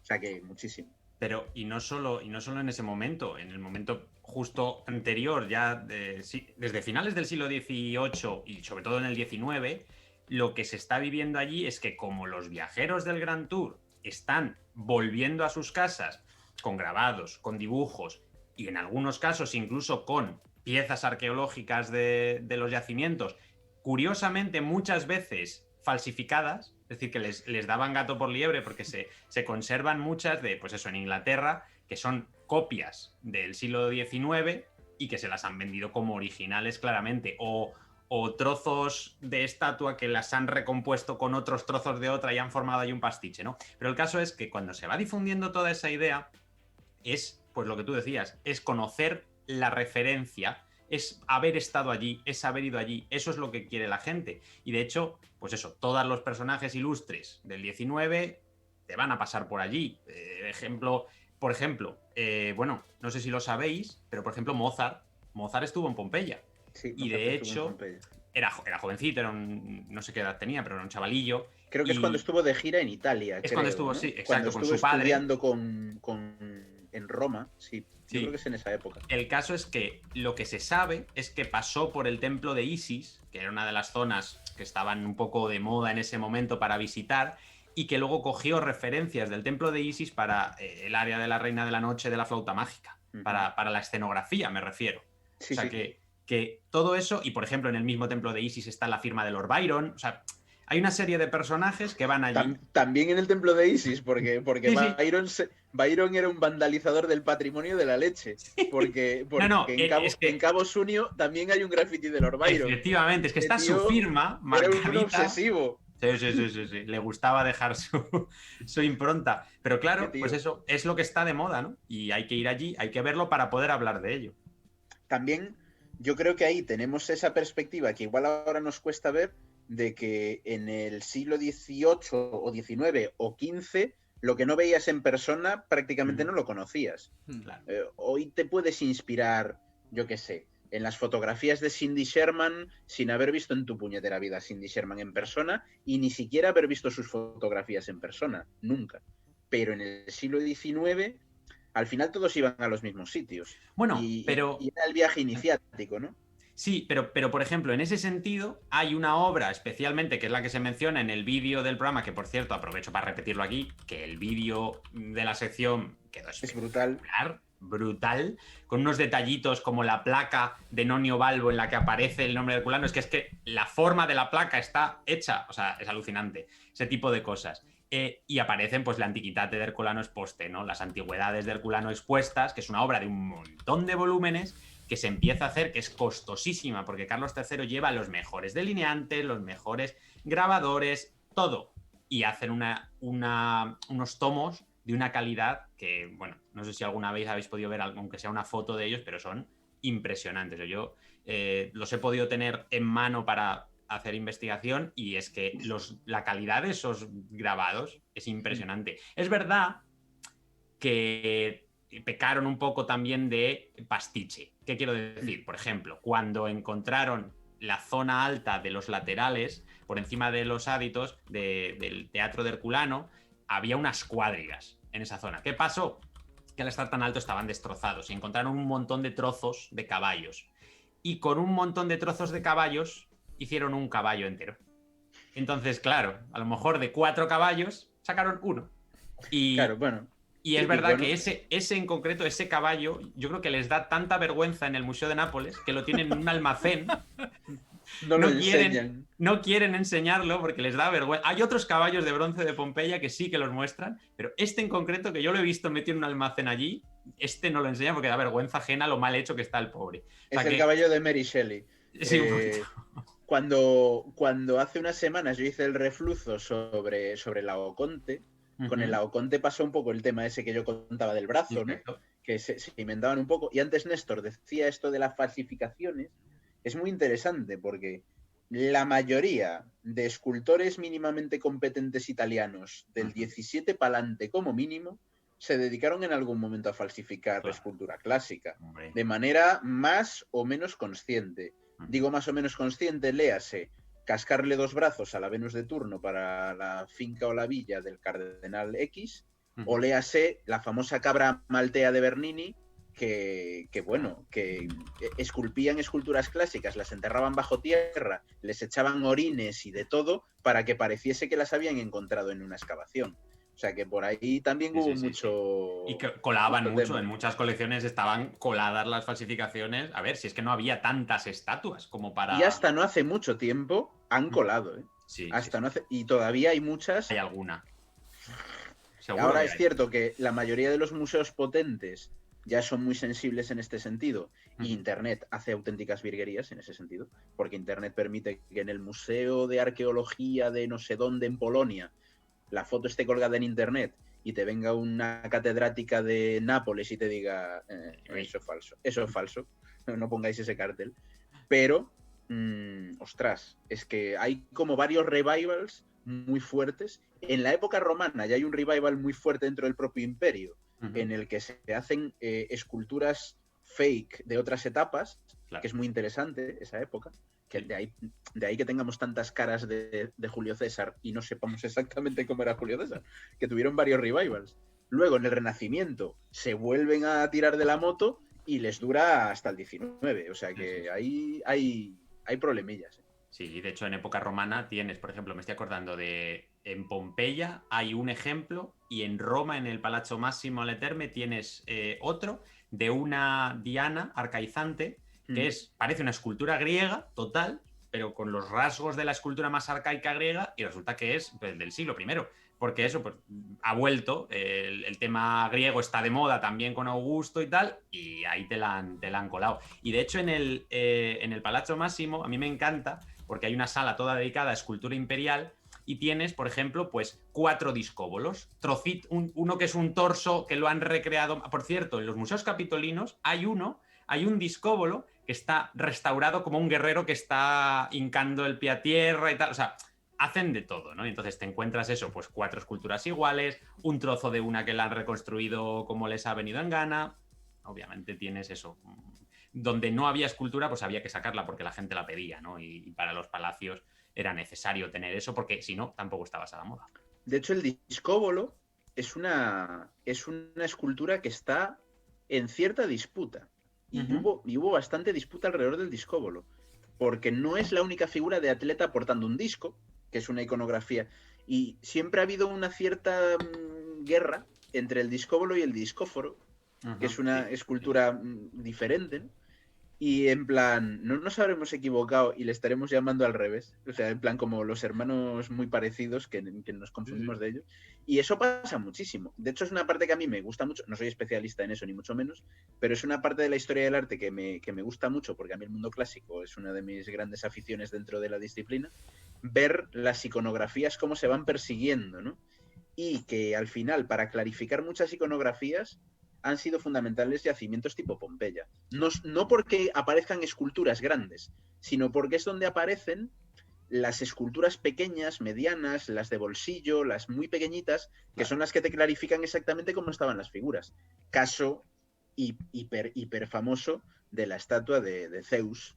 La estatua de Zeus del cabo Artemision se aclara que es Zeus porque hay chorrocientos Zeus iguales, pequeñitos, por todo el Mediterráneo, y aparecen en un montón de yacimientos esos Zeus pequeñitos que te permiten saber que aunque esté hecho un poco mal, esa es esa escultura, ¿no? Es esa iconografía que está en la escultura grande. Me estaba acordando ahora de un caso que está en el Louvre, al lado de la Atenea de Velletri, en la misma sala, hay un Hércules Farnesio con las manzanas del Jardín de las Hespérides, el original grande que está en el Museo de Nápoles y que viene de las termas de Caracalla, y allí hay uno de bronce chiquitico que, bueno, pues eso, está un poco mal hecho si miras el original, pero es que si no tuviéramos ese grande, por lo menos es lo que tú dices, que tendríamos la versión pequeñita para fiarnos y ver de qué se trata. Pero, y en ese extremo luego hay ya lo que son los mitos que tienes. La Venus de Milo, ¿no? La Afrodita de Milo.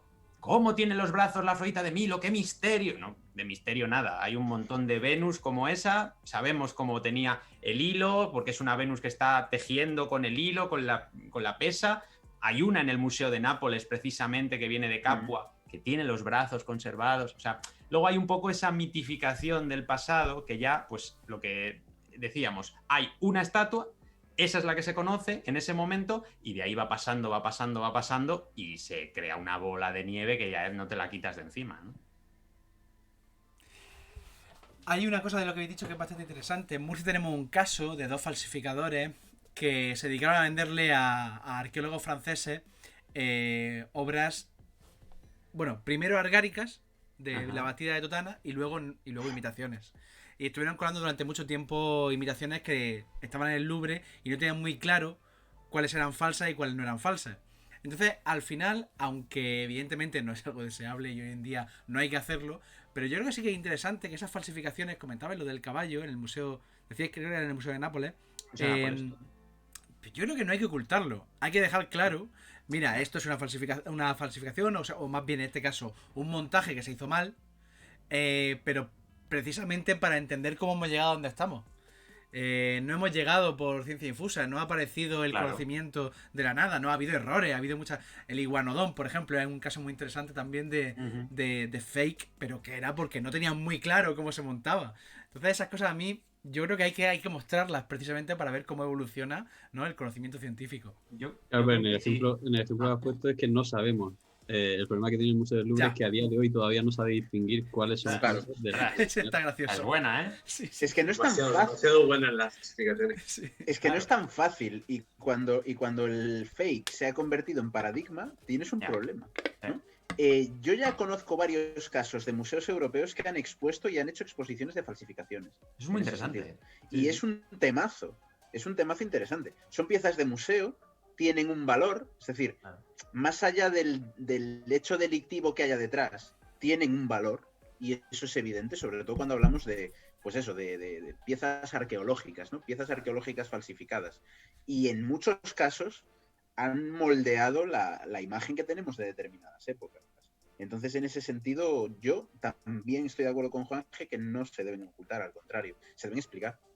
Yo creo que eso es lo que se debería hacer, pero entiendo que haya museos todavía un poco anticuados, reticentes a mostrar sus vergüenzas, ¿no? Pero efectivamente yo creo que es un reclamo muy interesante, porque además lo que puedes hacer es que muestras los fakes y al lado los originales, si es viable, ¿no? Entonces haces una comparativa, es súper interesante. Por ejemplo, en el Museo Arqueológico Nacional en Madrid, en la sala ibérica, que está copada por la Dama de Elche y luego tiene otras cosas en las que nadie se fija, que son muchísimo más impresionantes que la Dama de Elche, hay, por ejemplo, damas oferentes falsas del 19, que también hubo quien se dedicó a falsificarlas. Damas de entre 50 centímetros y 1 metro, algunas están rehechas a partir de trozos que estaban desgastados y los han retocado, otras directamente falsas del todo, y las tienen expuestas y te explican que son falsificaciones que les vendieron al Estado español en su momento, en el siglo XIX, ¿no? E incluso principios del XX, si no recuerdo mal. Pero están expuestas como tal, no te las destacan tampoco, pero por lo menos sí que te lo muestran. Pero es verdad que yo sacaría... En el caso de Nápoles es todavía más interesante, porque en realidad no son falsificaciones al uso, ¿no? Son remontajes para que luego los dibujantes pudieran recrear eso y meterlo en los volúmenes de la Antiquità del Colano. Entonces, esa idea de mostrar lo que se ha hecho en el pasado, yo creo que daría pie, pues precisamente a ver cómo hemos llegado, hasta dónde hemos llegado y por qué pasos o por qué fases hemos pasado antes. Perdona que me he quedado. Estaban comentando el caso que decía Juanje antes del relojero de Yecla, Sí. del Cerro de los Santos, que es el que falsificó esas damas ibéricas Esa es. que hay en el Museo Arqueológico. Esas son, efectivamente. Vaya personajazo, por cierto. Es que había muchos de esas personas que eran auténticos personajes de los que hablar bastante. Bueno, uno salió en cierto programa de televisión innombrable. Pero no vamos a entrar por ahí. David. Dime. Va a hacer es que más o menos hemos hablado ya de la siguiente pregunta. Entonces yo ya pasaría a salir de Pompeya e ir en otra dirección. ¿Os parece? Venga, donde queráis. Sí, no, una pregunta así muy rápida para ver si vosotros conocéis algún ejemplo que queráis poner de alguna otra ciudad que haya quedado congelada en el tiempo. ¿Arqueológicamente? ¿Por un gran desastre o por un abandono, digamos, rapidísimo y que esté, pues, caso pompeyano, parecido? Yo tengo dos en la cabeza ahora mismo.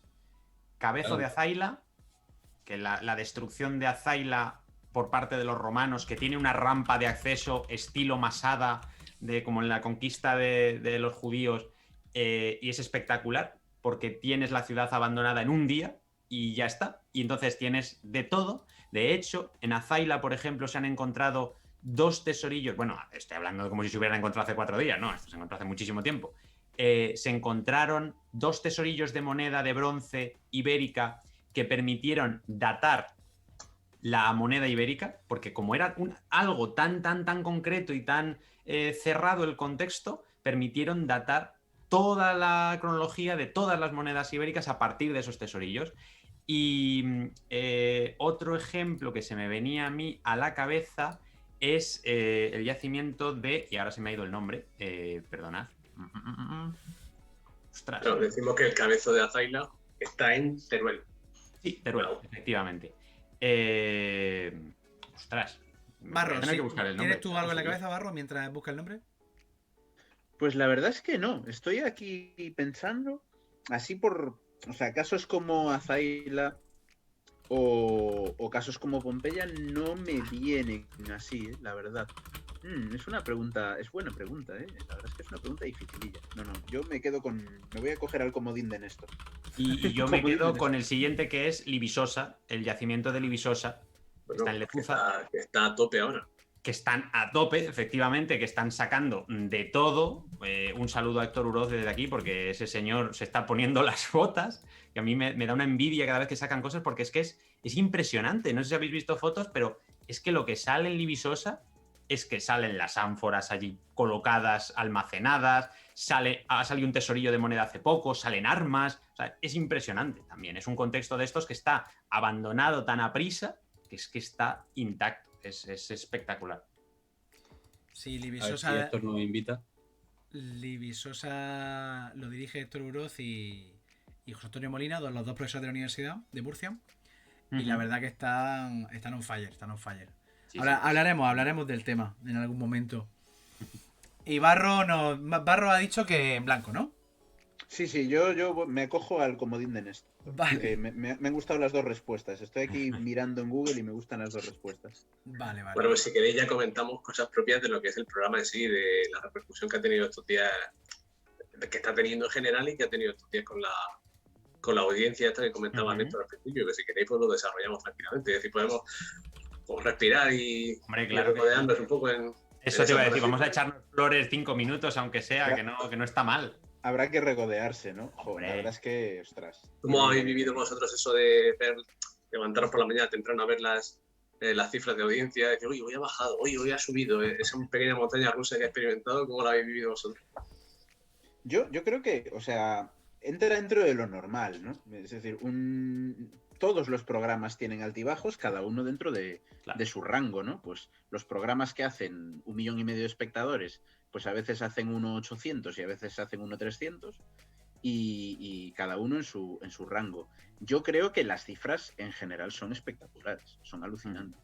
Es decir, no porque estemos nosotros implicados ahí y tal, sino porque objetivamente estar haciendo cifras de órbita laica en la primera temporada del Condensador de Flujo, que todavía está construyendo su público poco a poco. A mí cada semana hay más gente que me habla del Condensador de Flujo. Sí. Hoy mismo por la mañana que he ido a este acto del Día Mundial de la Poesía, 3 personas diferentes me han hablado del programa, ¿no? Y se va notando, ¿no? Y aparte, yo me quedo más que con las cifras, que a mí las cifras personalmente, o sea, son importantes, evidentemente, pero no es algo que me mate, es decir, son una cosa que celebras y te alegras, evidentemente, porque es un servicio público y es importante que la gente lo vea, pero yo me quedo con la respuesta de la gente. Es que todo el mundo que te habla para decirte, pues lo vemos con mis hijas, o lo vemos el fin de semana, no lo vemos en directo, pero lo vemos luego en a la carta para poder verlo con calma y ir parando y tal, o luego la mayoría de profes que me están diciendo que lo usan en clase el lunes, el martes de la semana siguiente, porque es como, oh, qué bien me viene esta sección, ¿no? Es una pasada, o sea, yo creo que es una pasada. Yo encantadísimo de estar en este barco con vosotros, con vosotras también, las que hoy somos un poco testosterona arriba, aquí los 5, pero es una pasada, yo estoy encantadísimo. Sí, no, totalmente de acuerdo. Al margen de que efectivamente te da los viernes, te puede dar la alegría de decir, mira, ostras, qué número más bueno, aunque a mí en realidad me pilla un poco de lejos los números. Yo no entiendo muy bien ni cómo se mide eso, o sea, no tengo ni idea. Sé que hay gente que tiene los audímetros estos, pero no sé cómo funciona. Entonces, para mí efectivamente es más gratificante ver cómo lo está viviendo la gente, y es que me ha pasado, en las últimas semanas me ha pasado el mismo caso, ¿no? De amigos que no nos conocíamos entre nosotros y de repente, que eres uno de los que sale en el del Flujo, que me encanta el programa, que nos está gustando a todos, lo vemos por la noche, o lo que tú decías, Barro, lo vemos luego el fin de semana, con tiempo, con calma, y el hecho de estar llegando también a un público muy diverso, porque estamos llegando, yo creo, a gente de, pues eso, desde chavales pequeños que lo ven con los padres, a gente más mayor interesada en la historia, o gente que no tiene ni idea pero que le ha parecido curioso, o incluso gente que aunque sepa de historia se mete a verlo, porque al final, y a mí eso me pasa cuando yo veo el programa, ¿no? Yo, oye, pues de Roma algo sé, pero hay muchas cosas de las que no tengo ni idea, y el Condensador de Flujo a mí también me gusta por el mero hecho de decir, ostras, es que este tema yo no tenía ni idea de él, ¿no? El tema de las mujeres Igbo, por ejemplo, no tenía ni idea de lo que era eso. Y te enriquece, por mínimo que sea, te está enriqueciendo, con lo cual yo creo que eso es un éxito. Yo creo que hay como 2 o 3 niveles, yo distingo sobre todo 2 grandes niveles de cómo ver el programa, ¿no? Del público que ve el programa. Y yo creo que eso es la gracia, ¿no? O el acierto que hay. Evidentemente, el acierto hay que cargároslo a los que lo tenéis, ¿no? Ad Absurdum, el equipo, Aitor, toda la gente que está detrás del programa. Uno es el nivel que para mí es el importante, ¿no? De decir, pues es un programa que ve mucha gente que igual no tiene un especial interés en la historia, pero que se divierte viendo un programa que habla de historia. y que pasa una hora los jueves por la noche viendo un programa de historia y se lo pasa bien. Y después a lo mejor va y busca en Google, ostras, las mujeres Igbo, que no tenía ni puñetera idea. Y eso es muy importante, ¿no? Que yo creo que es algo que yo creo que no todo el mundo entiende. Parece que todo tiene que ser un programa documental, y un programa documental no es un programa divulgativo, son cosas completamente diferentes, ¿no? Y luego está ese nivel de la gente que ya sabe de historia, y yo creo que ve un poco el condensador de flujo como cuando vas a ver el concierto de tu grupo cantante favorito, ¿no? Que intuyes que va a cantar estas 2 o 3 canciones que quieres oír, pero te apetece ver cómo las canta hoy, ¿no? Entonces es el rollo de, hombre, pues cuando Laia habló de la conspiración de la pólvora, era bastante cantado que iba a caer la conspiración de la pólvora, ¿no? Pero te apetece saber a ver cómo la cuenta, ¿no? Es un poco ese rollo de a ver qué versión hace hoy. O, por ejemplo, este jueves era muy evidente que tenía que estar Néstor hablando de Pompeya, ¿no?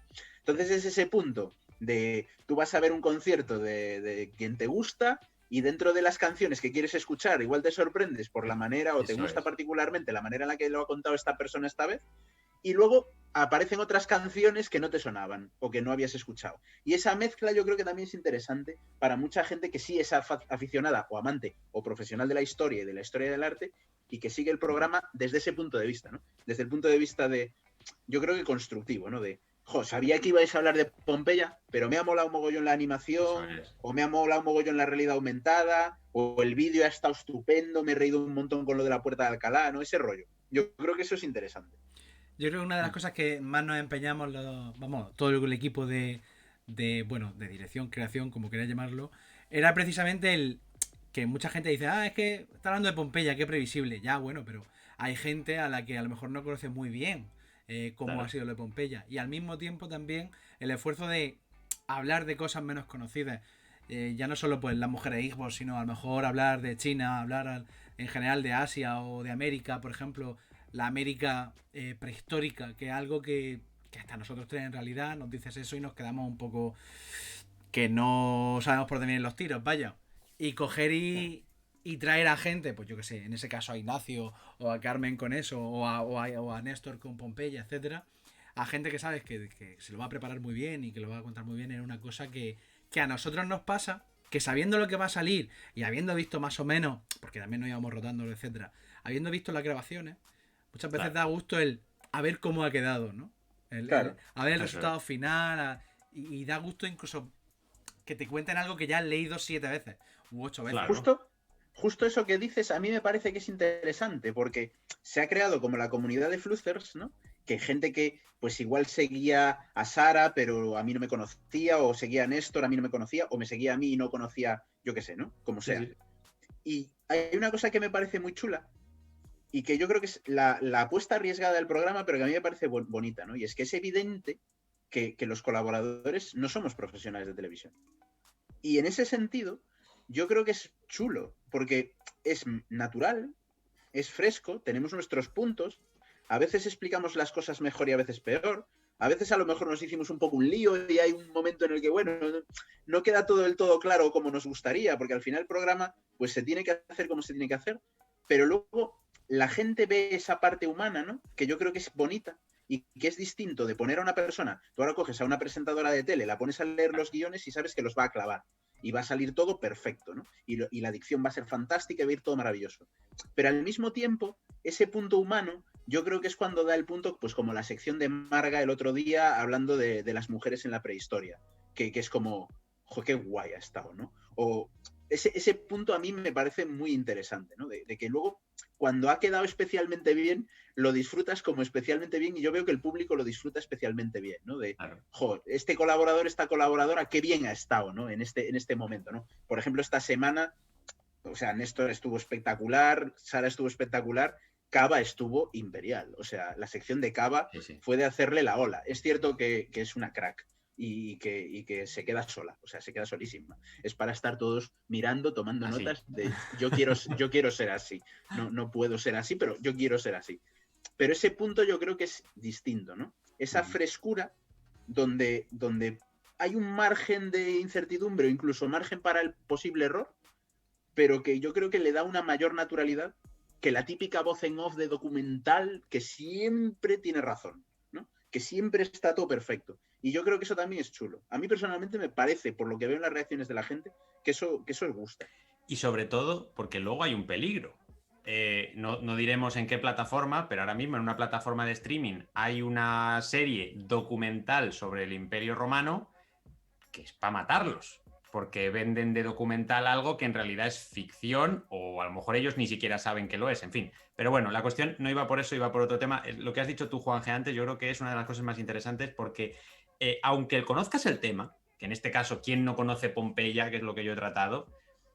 No solo es a ver cómo me lo cuenta, sino es la oportunidad que tengo yo tan enorme de contar por la tele que la erupción no fue en agosto, sino que fue en octubre. Porque de normal, el programa la sección se habría acabado en Carlos III y tal, pero ese punto final, que de hecho creo que no estaba en el primer momento, y yo dije, esto hay que meterlo, esto no se puede quedar fuera, porque es algo que hay gente que es verdad que últimamente, como se está hablando mucho por los hallazgos y tal, lo está empezando a conocer mucha gente, pero también piensan que es de ahora, cuando en realidad en el siglo XVIII esto ya se decía, que la fecha de la erupción no era en agosto. Igual estaba mal.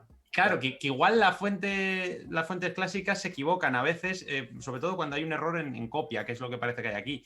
Pero el hecho de poder decir por la tele que esto, que es lo que conoce todo el mundo, 24 de agosto del año 79, que más que menos ha visto un documental y a lo mejor lo sabes, pero de repente acabar la sección con este detallito final de calidad, yo creo que es lo que le da el toque para la gente que ya conoce de lo que se está hablando. Decir, ostras, mira qué bien esto. Solo por la satisfacción de decir, yo ya lo sabía, pero me alegro tanto de que lo hayan dicho.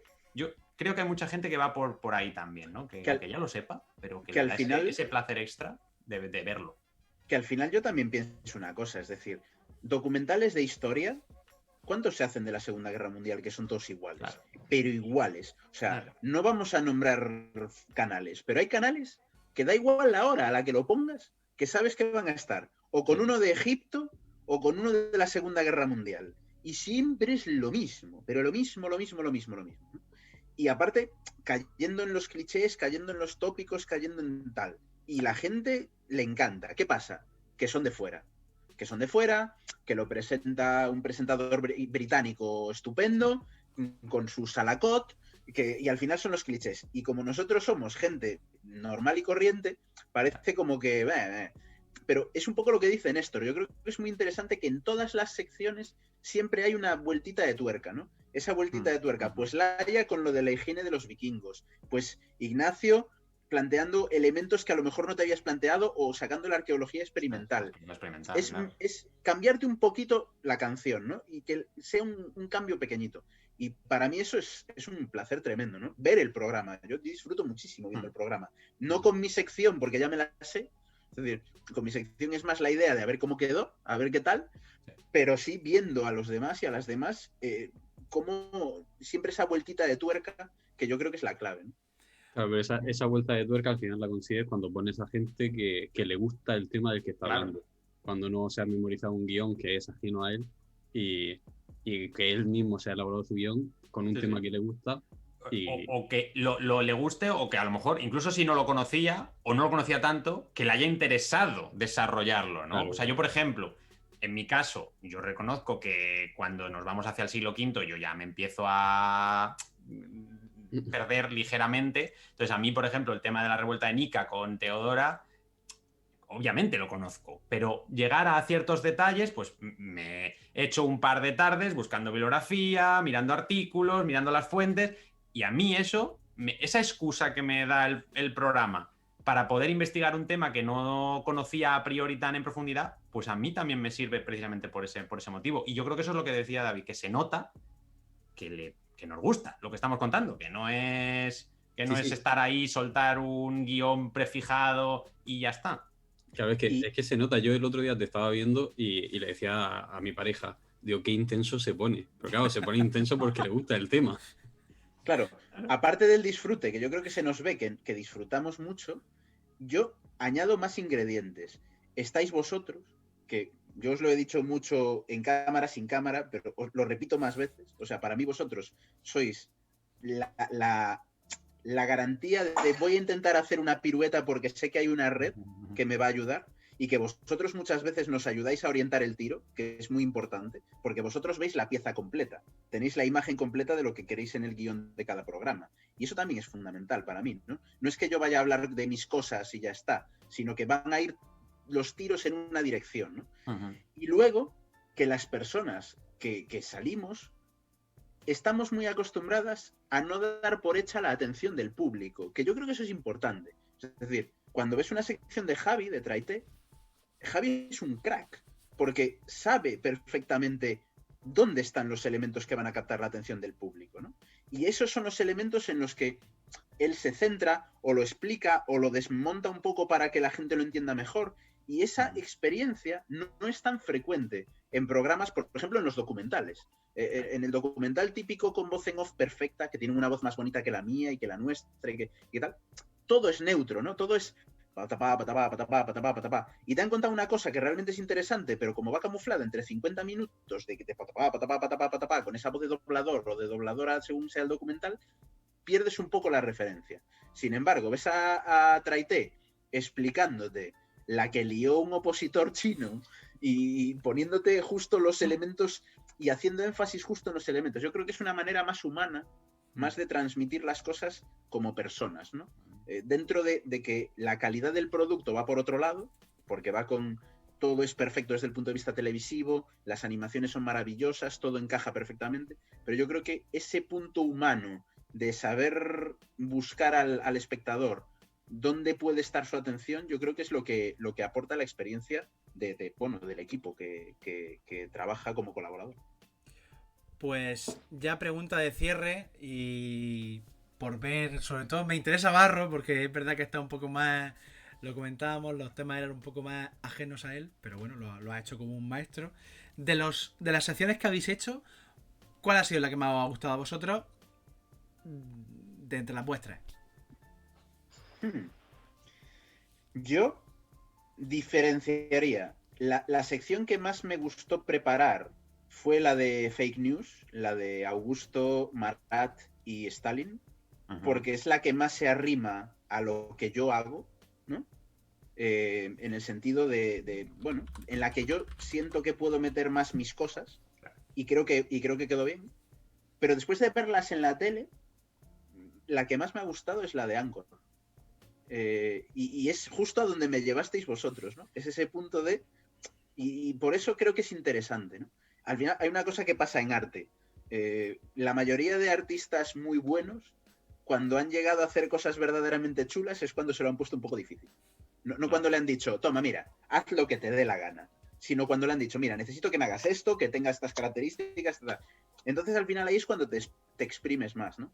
Y yo después de ver la sección de Anchor esta semana, la verdad es que de las 4 es con la que estoy más satisfecho del resultado en pantalla. Me ha gustado mucho.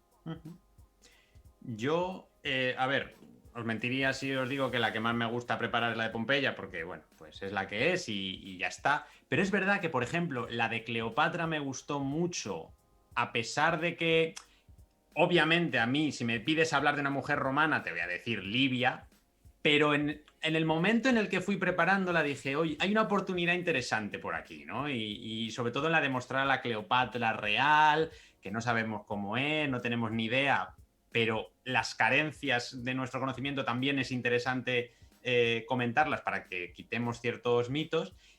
En esa sección también es verdad que había un reto extra, que era hablar de ese contexto sin hablar mucho de Augusto y que no se me notara demasiado, que eso también es importante.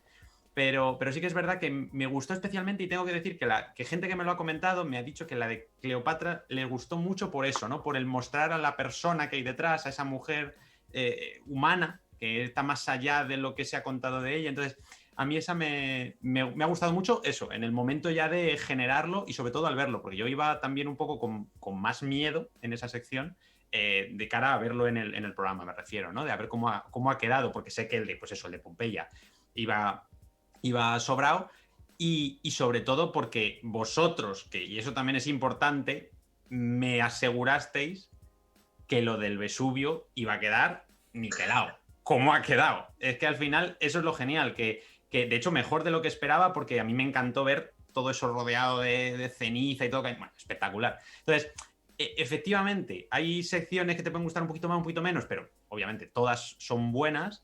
Pero el hecho de que estéis vosotros ahí detrás y sobre todo allí en el propio plató, en el momento de grabar, asegurando ciertas cosas y comentando ciertas cosas para que nosotros también vayamos más tranquilos, eso es lo que lo borda y haga que estemos nada más eso, lo que ha dicho Barro antes, esperando a verlo en la tele para ver pues qué tal, pero con la seguridad de que hay una base sólida y eso es lo más importante.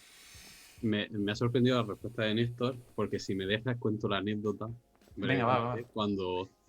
Cuando se empezó a grabar el programa, vosotros todavía no habéis recibido todos los temas. Vale. Vosotros preparáis temas mientras grababais. Sí. Y el primer día de grabación, no sé si te acordarás, desayunando en el hotel. Justo. Me dijiste, podéis ponerme a hablar de cualquier tema menos de Cleopatra. Exacto. Es que lo dije, es que justo estábamos David y yo desayunando en el hotel y le dije, tío, por favor, de Cleopatra no. Y me dijo, pues... Y yo mandé un mensaje y dije, ponerlo a hablar de Cleopatra. Ya está. No, pero precisamente por eso lo he destacado, porque es lo que he dicho. Si me dices que hable de, no hablo de Cleopatra, hablo de Libia o hablo de Julia Domna o hablo de mujeres o yo qué sé, la madre de los Graco, bueno, yo qué sé. Entre esas estaría, yo creo. Pero partiendo de esa base, el hecho de decir, vale, tengo que hablar de Cleopatra, bueno, pues vamos a tirar la casa por la ventana y sobre todo que también ese día, como no era mi sección típica, que es la de Esto me suena, que tengo más tiempo y que encima es fake news, que es menos tiempo del normal, pues yo me las deseé para condensar todo aquello y el resultado es bueno. Y al final es lo que te digo, que de primeras, obviamente, esa es mi respuesta y lo pienso y es mi respuesta típica, pero al haberlo hecho y al haberle dado ese giro, me ha gustado más precisamente por ese rechazo, entre comillas, inicial. Pues con eso nos quedamos. De verdad ha sido un placer tanto veros en pantalla como teneros por aquí, porque desde luego que da gusto escucharos, es una cosa fascinante. Además yo tuve el honor de cenar con vosotros un día por allí por Madrid, que Ostras, saldrá esa foto que la tengo por ahí. Lo pasamos bien, y estuvo muy guay, pero es que escucharos de verdad es una maravilla, es una maravilla.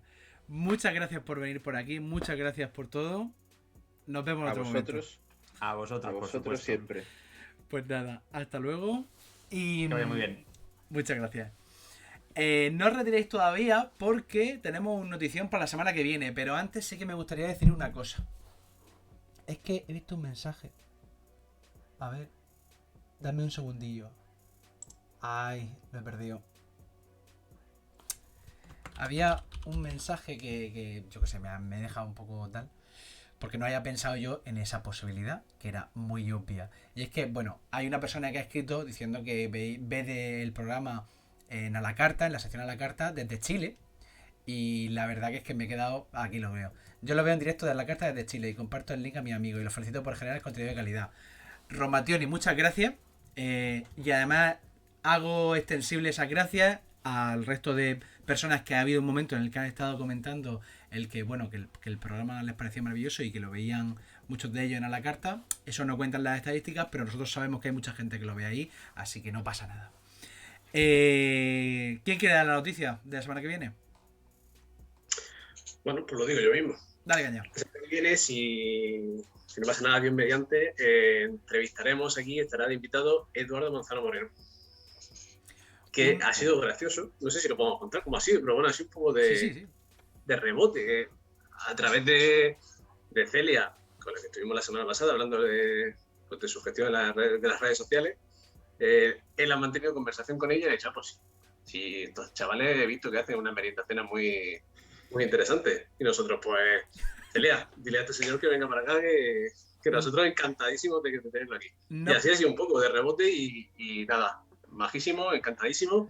Y si no pasa nada, pues hablaremos con uno de los popes en España de Al-Ándalus y su historia. No os podéis imaginar lo que significa que de repente una persona de ese nivel coja y diga, oye, si queréis, podéis entrevistarme aquí. Ya me quedé... Bueno. Eduardo Manzano Moreno, que apareció en este último programa. Sí, claro, por eso.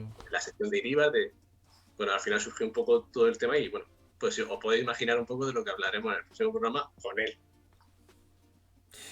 Así que nada, chicos, muchas gracias. Nos vemos. David, Isaac, nos vemos también. Recordad, No. nos vemos el jueves. ¿A qué hora?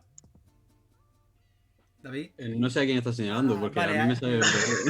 En la gente en el chat si no sabía. A ti, David. Nos vemos el jueves a las 10 en la 2, con el condensador de flujo. Isaac.